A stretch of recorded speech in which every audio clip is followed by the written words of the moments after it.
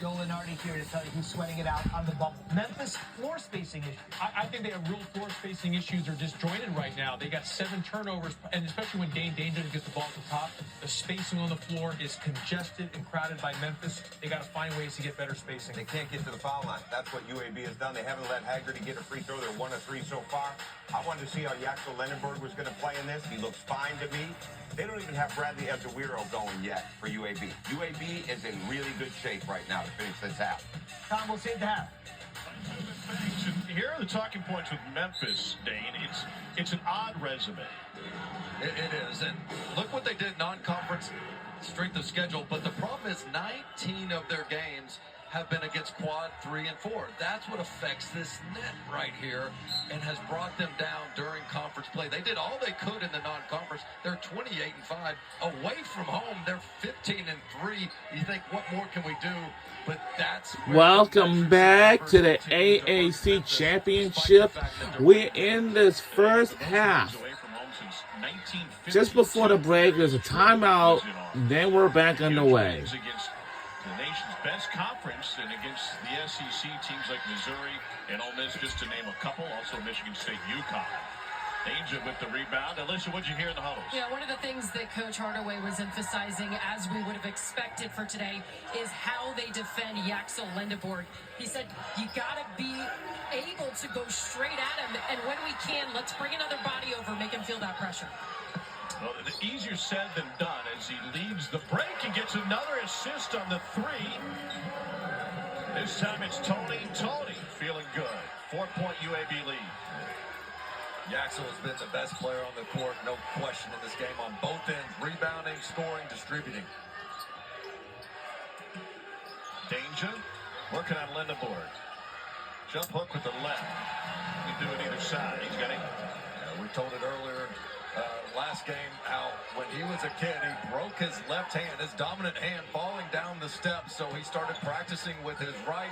That allows him to be ambidextrous, or as my teammates used to say, a little amphibious with it. Well, you had great teammates to the public school. Tyron Moore with the 3, and Memphis has extended the lead to 5.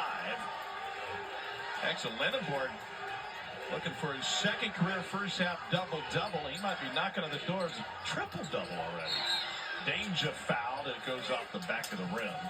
And we'll have 2 coming. Danger, he likes the ISO here, just going to get to his spot, very patient, no double team. And those are tough twos that he makes consistently all season long.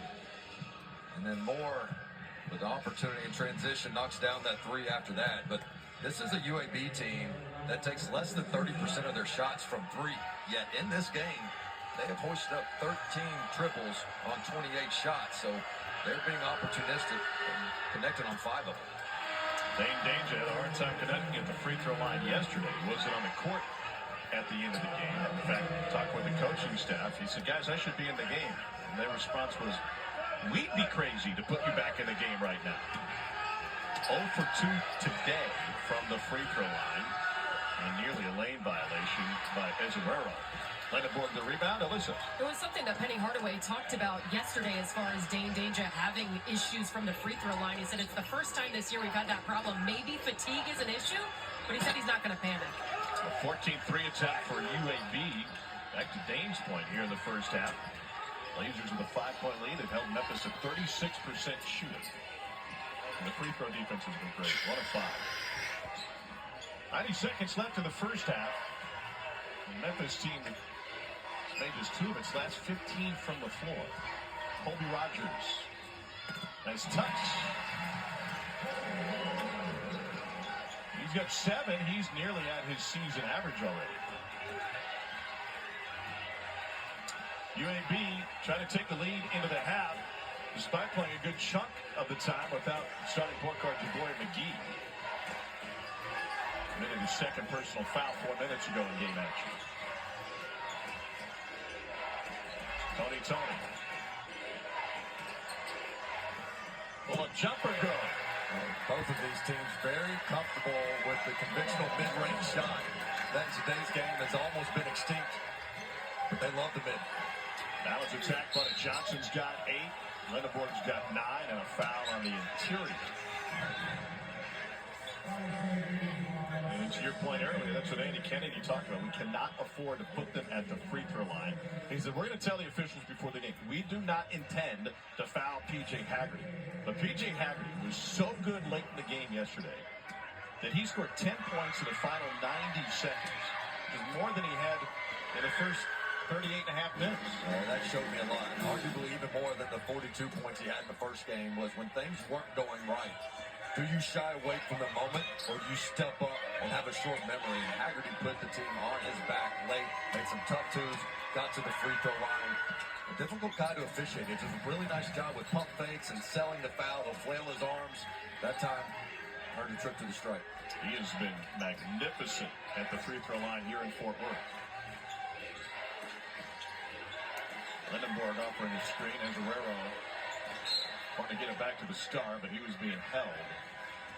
Musa Cisse commits the foul. Well, both teams having similar strategies at times. It's like, if the best player on the court doesn't have the ball, let's keep them from getting it. They've both been whistled on some off-ball fouls. 3-point UAB lead. And a timeout taken by Andy Kennedy and the Blazers. UAB 35, Memphis 32. Back to Fort Worth in just 30 seconds.